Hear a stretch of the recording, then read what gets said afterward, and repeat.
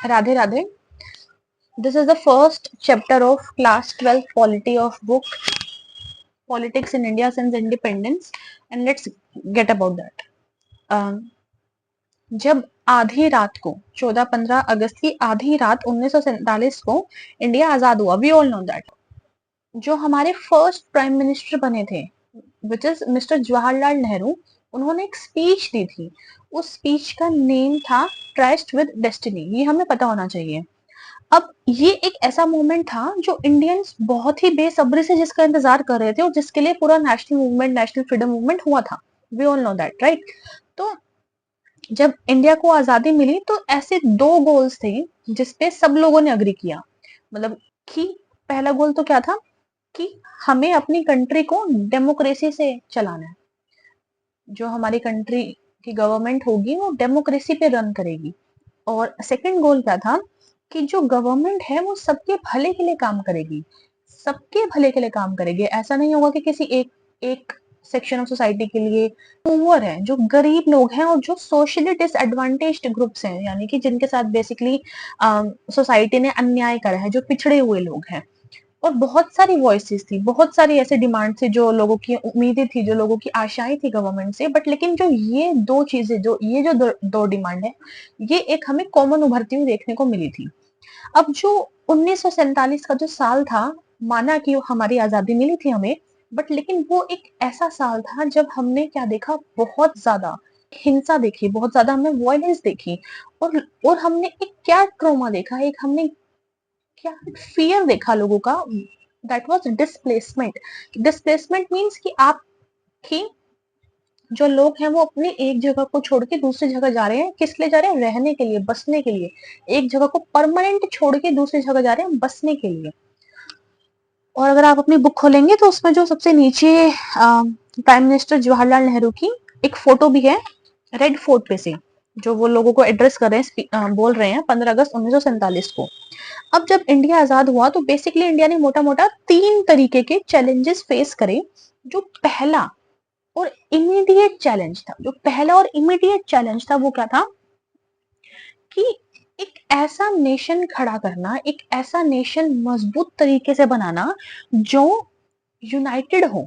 जो क्या हो? यूनाइटेड हो. और एक ऐसा नेशन जो अकोमोडेट कर सके डाइवर्सिटी को. बेसिकली अकोमोडेट का क्या मतलब होता है? रहना.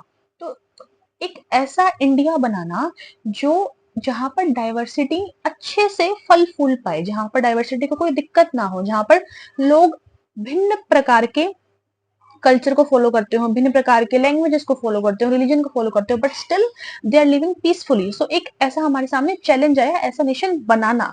तभी हम कहते हैं आज के टाइम पे इंडिया क्या है? अनेकता में एकता. वो वाली बात कर रहे हैं यहाँ पर. अब इंडिया क्या है?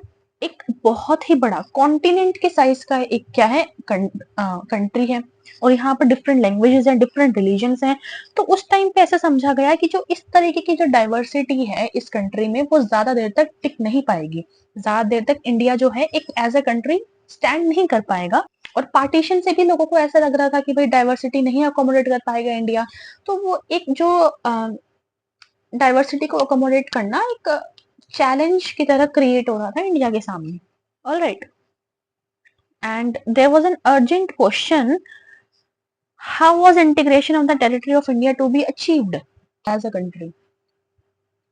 और अगर हमें इंडिया का इंटीग्रेशन करना है, यानी कि लोगों को एकजुट करना है, अगर हमें लोगों को एक साथ लेके आना भी है, तो वो हम कैसे करेंगे? वो कैसे अचीव होगा? क्या था कि इंडिया में क्या है कि चलो हमने एक डेमोक्रेसी की हमने बात करी कि डेमोक्रेसी इंडिया में आनी चाहिए, ठीक है. India adopted representative democracy based on parliamentary form of government. India ने क्या अडॉप्ट किया? एक रिप्रेजेंटेटिव डेमोक्रेसी अडॉप्ट करी. रिप्रेजेंटेटिव डेमोक्रेसी का क्या मतलब होता है कि जब हमारे यहाँ चुनाव होते हैं, लोकसभा के चुनाव होते हैं, तो हम एक रिप्रेजेंट हम चुनते हैं. अगर हमने किसी पर्सन को चुना तो वो जाके वो एमपी बनते हैं और वो जाके हमें रिप्रेजेंट करते हैं इन पार्लियामेंट. तो ये होती है representative democracy based on parliamentary form of government. और चलो ठीक है, हमने डेमोक्रेसी का जो कॉन्सेप्ट है वो तो हमने बिल्ड कर दिया, बट लेकिन इस जो डेमोक्रेसी है इसको प्रैक्टिकली इसको लागू करना, प्रैक्टिकली लोगों को बिलीव करवाना कि हाँ सच में हमारे पास डेमोक्रेसी है, सच में ये जो हमने मेंबर ऑफ पार्लियामेंट जो हमने चुना है वो वास्तव में हमें जाके रिप्रेजेंट कर रहा है। हमने एक कॉन्स्टिट्यूशन तो बना दिया, हमने एक डेमोक्रेसी तो अडॉप्ट कर ली, बट क्या वो डेमोक्रेसी रियलिटी में रियल ग्राउंड पर रिफ्लेक्ट कर रही है कि नहीं कर रही, दैट वाज अ चैलेंज। ठीक है, थर्ड चैलेंज क्या था कि थर्ड चैलेंज ये था कि जब इंडिया आजाद हुआ तो India was facing an immediate issue of poverty.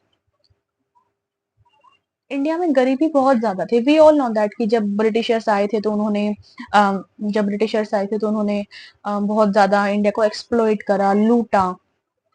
ठीक है, तो इंडिया में बहुत ज्यादा पॉवर्टी थी। और जो हमारा कॉन्स्टिट्यूशन हमने बनाया था उसमें किस प्रिंसिपल की बात हुई थी, इक्वालिटी की बात हुई थी। और किसकी बात हुई थी कि जो स्पेशल प्रोटेक्शन मिलेगी, यानी कि जो जैसे कि हम रिजर्वेशन की बात करते हैं तो वो एक स्पेशल प्रोटेक्शन है। किसके लिए वो स्पेशल प्रोटेक्शन है? डिसएडवांटेज्ड लोगों के लिए स्पेशल प्रोटेक्शन है।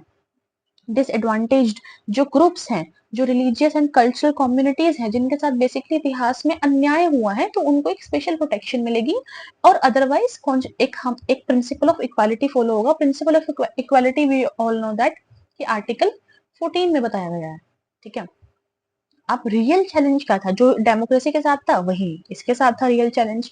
रियल चैलेंज क्या था कि effective policies for economic development, कि हमें पॉलिसीज लेके आनी है। अब हमें ये तो फिगर आउट कर लिया हमने कि भाई, ये तो फिगर आउट कर लिया हमने कि पॉवर्टी है, बट अब हमें उसके लिए पॉलिसीज बनानी है कि अब हमें इकोनॉमिक डेवलपमेंट ताकि हम कर सके, ताकि हम पॉवर्टी को इरेडिकेट कर सके, जड़ से उखाड़ के फेंक सके।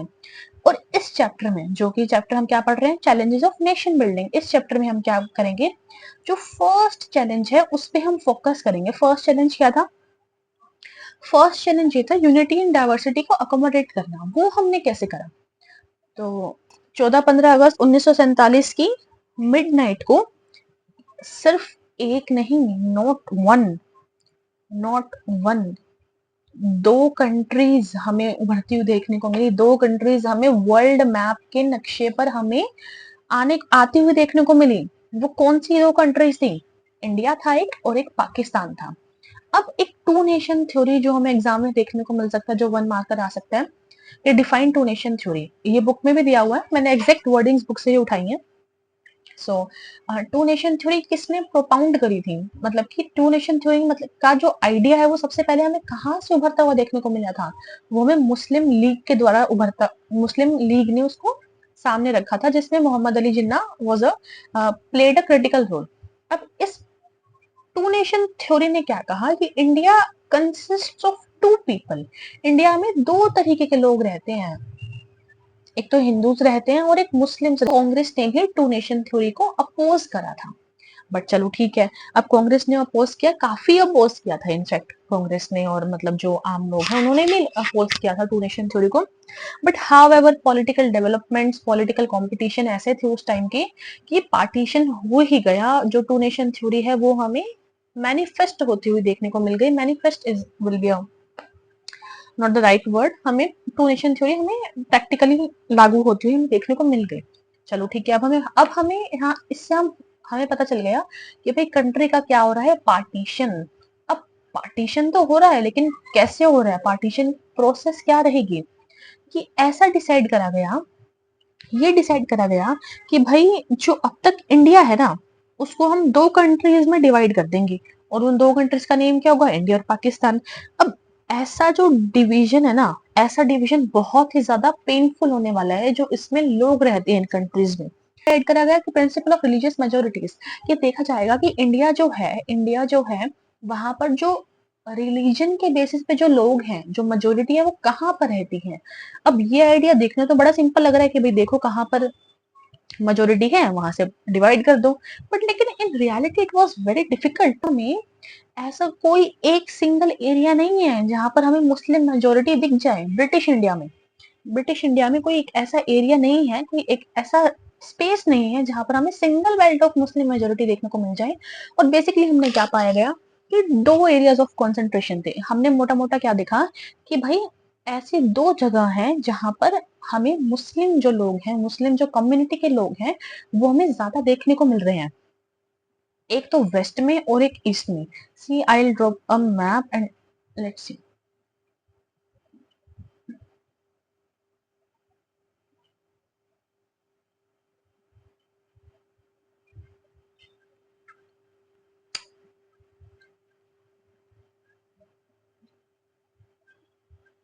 ओके, और यहाँ से पाकिस्तान कुछ ऐसा है।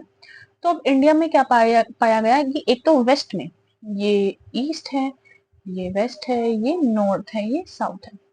अब यहाँ वेस्ट के एक तो इस एरिया में बेसिकली पंजाब की साइड, इस साइड हमें मुस्लिम्स के मेजोरिटी देखने को मिल रही है, और एक हमें यहाँ पर बंगाल की साइड में मुस्लिम्स की मेजोरिटी देखने को मिल रही है। तो ऐसा डिसाइड किया गया कि चलो ठीक है, यहाँ से पार्टीशन कर देते हैं।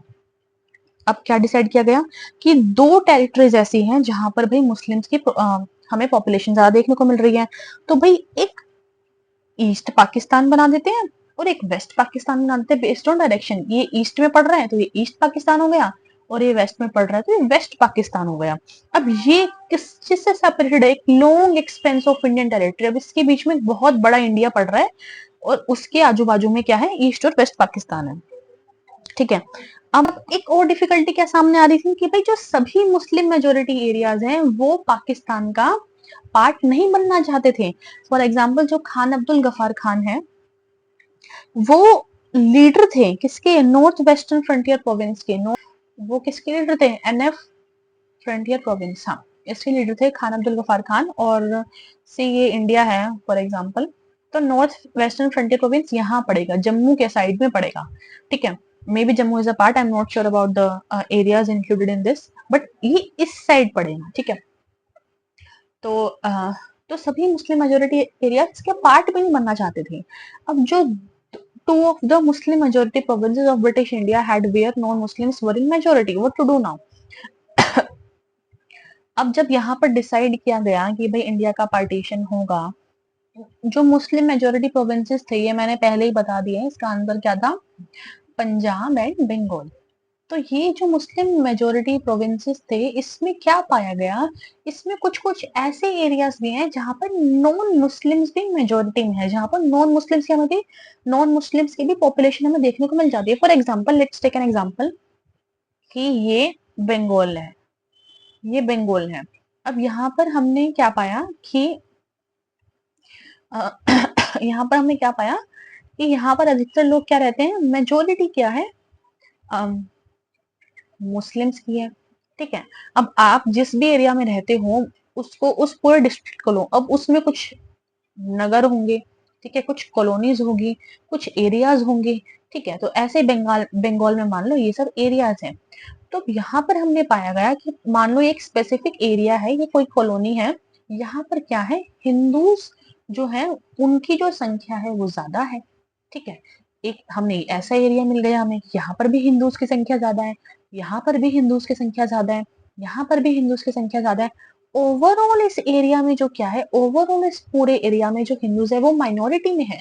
बट अगर हम इस पर्टिकुलर एरिया की बात करें तो हमें क्या पता चल रहा है? जो हिंदूज हैं वो मेजोरिटी में है। तो भाई अब ये जो एरिया है वो तो पार्ट नहीं बनना चाहेगा। What to do now?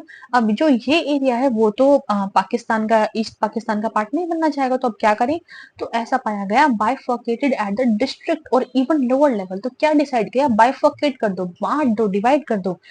कितने लेवल पे? कि भाई ये मान लो डिस्ट्रिक्ट है बंगाल का, तो यहाँ पर इस डिस्ट्रिक्ट को ऐसे डिवाइड कर दो कि चलो ये वाला पार्ट तो इंडिया का हो गया, और इसको ऐसे डिवाइड कर दो कि ये वाला पार्ट तो इंडिया का हो गया, ये वाला पार्ट उसमें चला गया, पाकिस्तान में चला गया, ये वाला पार्ट इंडिया का हो गया, ये वाला पार्ट पाकिस्तान में चला गया, ऐसे। तो ऐसे डिस्ट्रिक्ट लेवल पे और इवन लोअर लेवल पे क्या डिसाइड हुआ कि भाई बाइफर्केशन हो जाए, पार्टीशन हो जाए। तो अब आई हमारे सामने कि लोगों के सामने कि भाई आजादी वाले दिन लोगों को पता ही नहीं था कि भाई हम इंडिया का पार्ट हैं या हम पाकिस्तान का पार्ट हैं। तो इस तरीके से पार्टीशन हुआ था जिसने बहुत ज्यादा ट्रॉमा कॉज किया लोगों के लिए, बहुत ज्यादा वॉयलेंस हमें देखने को मिली, ट्रॉमा हमें देखने को मिला। ठीक है, partition was not a happy thing. Problem थी जो पार्टीशन के प्रोसेस में हमें देखने को मिली। जो नेक्स्ट प्रॉब्लम थी वो क्या थी? Problem of minorities on the both side of border. हमें प्रॉब्लम ऑफ माइनॉरिटीज दोनों साइड ऑफ बॉर्डर पे, यानी पाकिस्तान में भी और इंडिया में भी, और उस टाइम पे दो पाकिस्तान थे, east Pakistan as well as west Pakistan. तो प्रॉब्लम ऑफ माइनॉरिटीज उभरती हुई हमें देखने को मिली, और उन जो माइनॉरिटीज हैं उनके नजरिए से एक बार सोच के देखो कि उनको क्या हो गया कि वो अनडिजायरेबल, एकदम जिनको कोई ना चाह रहा हो, ऐसे वो एकदम अनजान लोग बन गए, कहाँ पर, अपने ही घर में, जहां पर उनके जो पूर्वज पुरखे जो रहा करते थे, वो अपनी ही धरती पर, अपने ही घर में क्या बन गए, अनडिजायरेबल एलियंस बन गए। और वो क्या हुआ, एक बहुत ही आसान टारगेट बन गए कि भाई जो अगर कम्युनल टेंशन्स बढ़ रहे हैं, अगर जो कम्युनल हिंसा है वो बढ़ रही है, तो उसके एक बहुत ही इजी टारगेट बन गए कि अगर ये हमें माइनॉरिटी फैमिली दिख रही है तो इसको अटैक करो। और जो माइनॉरिटीज हैं उनको अपने घर छोड़ना पड़ गया, उनको अपनी सारी जमीन, सारे जो एसेट्स हैं, सारी जो मतलब जो भी उनका जो पूरी पूंजी है वो उनको छोड़नी पड़ गई, सिर्फ चंद घंटों के नोटिस पे कि भैया एक नोटिस आया, अब यहाँ से खाली करना है, ये हमारा घर है और यहाँ से खाली करना है, और they have to vacate as soon as possible, खाली करो और दूसरे साइड ऑफ बॉर्डर पे जाओ। ठीक है। अब कॉन्सिक्वेंसेस ऑफ पार्टीशन क्या हुए, कॉन्सिक्वेंसेस का मीनिंग क्या हुआ, कॉन्सिक्वेंसेस का मीनिंग होता है परिणाम, कि अब अम, कि अब पार्टीशन तो हो गया, अब इसके नतीजे क्या निकले, परिणाम क्या निकले पार्टीशन की। अब 1947 जो साल है उसको एक क्या कहा गया है, पूरे ह्यूमन हिस्ट्री के जो जितने भी ईयर्स हैं उसमें जो ट्रेजिक ट्रांसफर ऑफ पॉपुलेशन, बहुत ही एक दुख, एकदम दुख उत्पन्न करने वाला, एकदम दुख दयनीय, जो ट्रेजिक है, बहुत ही ज्यादा ट्रॉमा क्रिएट करने वाला एक ट्रांसफर हुआ है पॉपुलेशन का 1947 ईयर में। धर्म के नाम पर लोगों को रूथलेसली, बेदर्दी से मारा गया। मेम्ड, यानी कि किसी भी इंसान का कोई एक बॉडी पार्ट को काट देना और उसको एक मतलब डिसफंक्शनल कर देना। ठीक है। और जो ये जो बॉर्डर वाले एरियाज थे, फॉर एग्जांपल लाहौर, अमृतसर, कोलकाता, ये क्या बन गए, कम्युनल जोन्स बन गए यहाँ पर, यानी कि बहुत ही ज्यादा कम्युनल हिंसा होने लगी, बहुत ही ज्यादा दंगे होने लगे। और जो माइनॉरिटी है, जो माइनॉरिटी जो के जो ग्रुप है, उनको एकदम से भागना पड़ा, और उन्होंने कहाँ पर शेल्टर, मतलब उनको कहाँ पर शेल्टर मिला, कहाँ पर, रिफ्यूजी कैंप में। माइनॉरिटीज है उनको दूसरे साइड ऑफ बॉर्डर पे अधिकतर कैसे यात्रा करनी पड़ी, कैसे ट्रेवल करना पड़ा, फुट पे। और और इस जर्नी में भी मतलब बहुत ऐसे, बहुत चांसेस थे, हाई चांसेस थे कि दूसरी, इस जर्नी में भी हाई चांसेस थे कि कोई उन्हें लूट लेगा, कोई उनके जो वुमेन है उनका रेप कर देगा। जो थाउजेंड्स ऑफ वुमेन है, हजारों की संख्या में जो औरतें हैं, उनको अबडक्ट करा गया, उनको अगवा करा गया, बोथ साइड्स पे, not only on single side, both sides पे अगवा करा गया। और मेनी टाइम्स ऐसा हुआ कि इन औरतों को इनकी फैमिली वालों ने ही मार दिया। क्यों मार दिया, in the name of family owner, कि भाई अगर अगवा होंगी और उनको जबरदस्ती उनके साथ शादी कराई जाएगी, उनका रिलीजन कन्वर्ट करा जाएगा, तो फैमिली की जो ओनर है उसमें आंच आएगी, तो इससे बेटर है कि फैमिली ओनर को बचाते हुए उनको मार ही डालो। ठीक है। अब जो राइटर्स हैं, पोएट्स हैं, फिल्म मेकर्स हैं, बोथ साइड्स, इंडिया में भी पाकिस्तान में भी, उन्होंने पार्टीशन की रूथलेसनेस को, उन्होंने पार्टीशन की किलिंग्स को एक्सप्रेस किया है अपनी नॉवेल्स में, अपनी शॉर्ट मूवीज में, पोएम्स में, फिल्म्स में। और जो इस पार्टीशन के सर्वाइवर्स हैं, यानी कि जो एक साइड से दूसरी साइड तक कैसे ना कैसे आ गए और भाई लास्ट में बच गए, तो उन्होंने क्या कहा है, ये पार्टीशन नहीं था, ये क्या था, दिलों का बंटवारा हुआ है, ये पार्टीशन नहीं हुआ है, ये दिलों का बंटवारा हुआ है। अब पार्टीशन में क्या हुआ कि सिर्फ जो प्रॉपर्टीज हैं, एसेट्स हैं, जो एडमिनिस्ट्रेटिव अपैरेटस हैं, सिर्फ उन्हीं का ही बंटवारा नहीं हुआ, बल्कि ऐसी चीजें जैसे कि table, chair, typewriters, paper clips, इतनी छोटी छोटी चीजों का भी बंटवारा हुआ, इक्वल बंटवारा हुआ। और जो गवर्नमेंट और रेलवेज के जो एम्प्लॉयज हैं उनका भी बंटवारा हुआ, प्रॉपर्टीज का भी बंटवारा हुआ, एसेट्स का बंटवारा हुआ, एडमिनिस्ट्रेटिव अपैरेटस का भी बंटवारा हुआ, यानी कि जो एडमिनिस्ट्रेशन को चलाने में जो चीजों का इस्तेमाल करा जाता है उनका भी बंटवारा हुआ। ठीक है। अब टोटल हमें जो डाटा हमें देखने को मिलता है कि 80 लाख जो लोग हैं उन्होंने माइग्रेट किया अपने नए घर की तरफ, अपने नए बॉर्डर की तरफ। ठीक है। अब जो आपकी बुक है पॉलिटी की, पॉलिटिकल साइंस की, इसमें दो छोटी छोटी स्टोरीज हैं, स्टोरीज तो क्या है बट दो छोटे छोटे सेक्शन है जो मैंने पढ़े, तो मुझे लगा कि आई शुड मेंशन देम। तो एक जो सलीम की स्टोरी है जो राइट साइड में है, गर्म हवा, जो लेट्स वॉच अ फिल्म में है। अब जो सलीम है वो क्या है, एक शू मैन्युफैक्चरर है। पार्टीशन की वजह से उनका बिजनेस सफर करता है और उन्हें लगता है कि भाई जल्द ही चीजें नॉर्मल हो जाएंगी, और उनकी जो डॉटर है उसका भी एक बहुत ट्रेजिक एंड, यानी कि वो भी she also died during this partition thing, but उनका भी एक ट्रेजिक एंड होता है। और उनके जो बहुत सारे फैमिली मेंबर्स हैं उन्होंने डिसाइड करता है कि भाई चलो हम पाकिस्तान में ही चलते हैं, पाकिस्तान में चल के रहते हैं। बट लेकिन अब जो सलीम है वो एक इस उधेड़ बुन में बट गए हैं कि भाई क्या मुझे पाकिस्तान में जाना चाहिए, क्या मुझे पाकिस्तान में नहीं जाना चाहिए, क्योंकि भाई मेरा घर तो आगरा में ही है। और एक श्वेता अम, का एक बॉक्स दे रखा है जो इंटीग्रेशन ऑफ प्रिंसली स्टेट से जस्ट ऊपर एक बॉक्स है रेड कलर में। तो उसमें देखा है कि जो उनके जो नाना है, दैट इज मैटरनल ग्रैंडफादर है, वो हमेशा एकदम चुप रहते हैं। अगर कोई पाकिस्तान का नाम मेंशन कर देता है या कुछ ऐसी पार्टीशन की बात करते तो एकदम चुप हो जाते हैं, खामोश हो जाते हैं। तो एक दिन उसने सोचा कि let's ask my grandfather about it, कि क्या बात है, ऐसी क्या बात है कि हमेशा आप चुप हो जाते हो पार्टीशन की बात करते वक्त। तो उसने कहा तो उसने अपने नाना जी से पूछा कि भाई ऐसी क्या बात है। तो उन्होंने रिप्लाई करा कि जब उनको लाहौर से लुधियाना आना पड़ा पार्टीशन के टाइम पे, तो उनके जो दोनों पेरेंट्स है, दोनों जो उनके मम्मी पापा हैं, उनकी हत्या कर दी गई, देवर किल्ड। और वो भी सरवाइव ना करते, लेकिन उनकी जो एक मुस्लिम फैमिली है, सी नाना इंडिया आ रहे हैं तो he must be a Hindu, और एक मुस्लिम फैमिली ने उनको शेल्टर दिया और उनको छुपा कर रखा बहुत दिनों तक, और एक इवेंचुअली उनके किसी रिश्तेदारों से मिलवा दिया जो इंडिया आ रहे थे। तो फाइनली उनके नाना जी मैनेज कर पाए इंडिया आना। तो ऐसी कोई सिमिलर स्टोरी आप अपने जो दादा दादी हैं, नाना नानी हैं, उनसे बात करना, उनसे पूछना, उनके पास कोई ना कोई ऐसी स्टोरी जरूर होगी इंडिया के आजादी की टाइम की, या फिर जो वॉर्स इंडिया ने सीन देखी हैं पाकिस्तान के साथ, बांग्लादेश के साथ। तो उनके ऑटोमेटिक नुआंस जो उस टाइम का क्या बनने लगा, क्या पार्टीशन इंडिया को एक हिंदू नेशन बना देगा ऑटोमेटिकली। तो इवन आफ्टर क्यों ऐसा हमें देखने को मिला, बट लेकिन पार्टीशन की वजह से हमें ऐसा देखने को मिला। बट लेकिन जो हम स्टैट्स, जो फिगर्स अगर उनके तरफ हम देखें तो हमें क्या पता चलता है कि जो माइग्रेशन के बाद भी जो मुस्लिम पॉपुलेशन है इंडिया की, वो 1951 में कितनी है, 12%। The problem of minorities persist, और if I am not wrong, Muslims are the highest minority in India, मतलब जो माइनॉरिटीज में उनका नंबर है वो सबसे ज्यादा है। ठीक है, तो of total population 12% of total population in 1951 still consisted of Muslim people. So क्या इंडिया एक हिंदू नेशन बन गया तो भाई ये जो 12% लोग हैं वो कहाँ जाएंगे। ठीक है, अब जो ये जो नोशन है कि इंडिया एक हिंदू नेशन बन जाएगा, ये कहाँ से आ रहा था, क्यों आ रहा था, क्योंकि भाई जो मुस्लिम लीग है उन्होंने तो भाई रिलीजन के नाम पे अपना पाकिस्तान मांग लिया। ठीक है, तो अब जो इंडिया में भी कुछ कुछ ऐसे ग्रुप्स हैं जो उभर रहे थे, वो जो कह रहे थे कि नहीं चलो ठीक है, पाकिस्तान मुस्लिम्स का हो जाएगा और इंडिया फिर हिंदू का होना चाहिए। लेकिन अधिकतर जो लीडर्स हैं उन्होंने क्या बिलीव करा, this is the right thing they did, कि उन्होंने क्या बिलीव करा कि जो भाई सभी लोग हैं, चाहे किसी भी धर्म के हों, ऑफ एनी रिलीजन, उनको क्या हमें ट्रीट करना चाहिए, इक्वली ही ट्रीट करना चाहिए। They should be treated equally.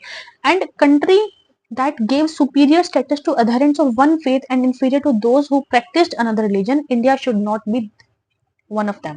कि भाई इंडिया को ऐसी कंट्री नहीं होना चाहिए जो किसी पर्टिकुलर फेथ को बढ़ावा देती हो, बाकी की फेथ को ना मानती हो। इंडिया को ऐसी कंट्री नहीं होना चाहिए, और इंडिया ने वही करा। इंडिया ने सेक्युलरिटी को अडॉप्ट कर इंडिया एक सेक्युलर नेशन बना, जिसमें सभी धर्मों के लोगों को इक्वली ट्रीट किया जाता है, and that was the right thing to do. So this is the this is the first part of this video, and I'm not sure कि आप लोगों को कितना अच्छा लगा, ये कितना सही नहीं लगा, क्योंकि this is the first video of mine teaching on YouTube online। however मुझे experience है offline teach करने का, but really open for constructive criticism, and I will definitely improve in future as well। hope to um, hope to see you again and keep smiling, I am